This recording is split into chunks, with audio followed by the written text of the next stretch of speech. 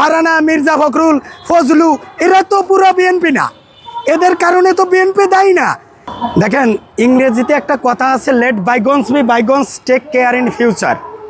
এখন এদেশে এজন্য আমি মনে করি যে সারজিস আলম ভাই, আপনি আসলে মানে কি এনসিপি, তার মানে কি এনসিপি মানে ন্যাশনাল ছাত্র পার্টি, এটা যদি আমি সিটিজেন না বলে সি দিয়া ছাত্র বলি তাতেও হয়।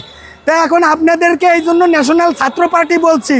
আপনারা যখন জুলাই অভ্যুত্থান করছিলেন তখন তো ছিল ছাত্র জনতা, তো আপনার এনসিপিতে জনতা কোথায়? আমার খালি এনসিপির নেতাই দেখান, ছাত্রই দেখান, তাহলে একটু জনতা দেখান। জনতা মানে কি?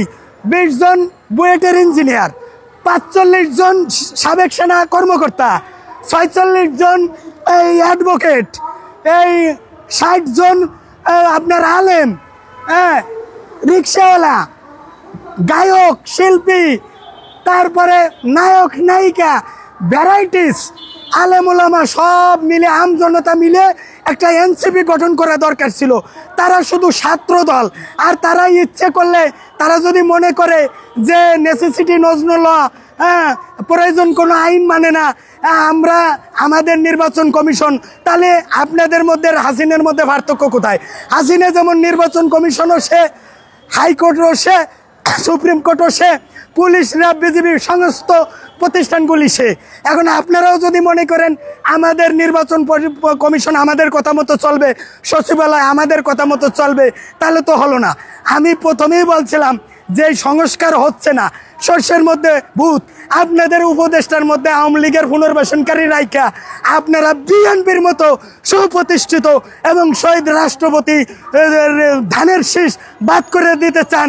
আপনাদের যে জনসমর্থন যাইও ছিল, এই কথা বলার কারণে আপনাদের জনসমর্থন কত % কমছে আপনারাই হিসাব করেন।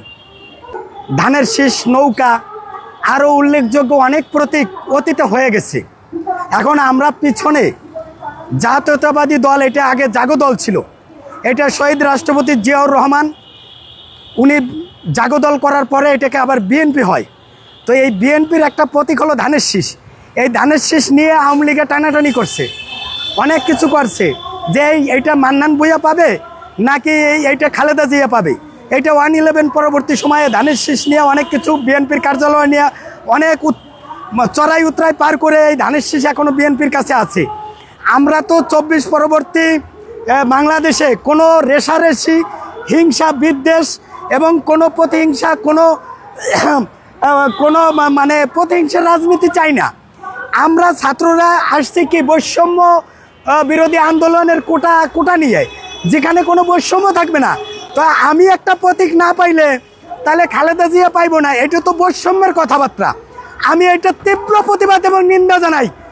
এই কারণে যে আমি শাপলা পাইলাম না, এই জন্য কার ধানের শেষ কত যুগ যুগ আগে তারা রাষ্ট্র পরিচালনা করে আসছে। আমি এনসিপি দল গঠনের আগে জুলাইয়ে মোহাম্মদপুর বছিলা এলাকায় আমি যুদ্ধ করছি, তাদের সাথে ছিলাম।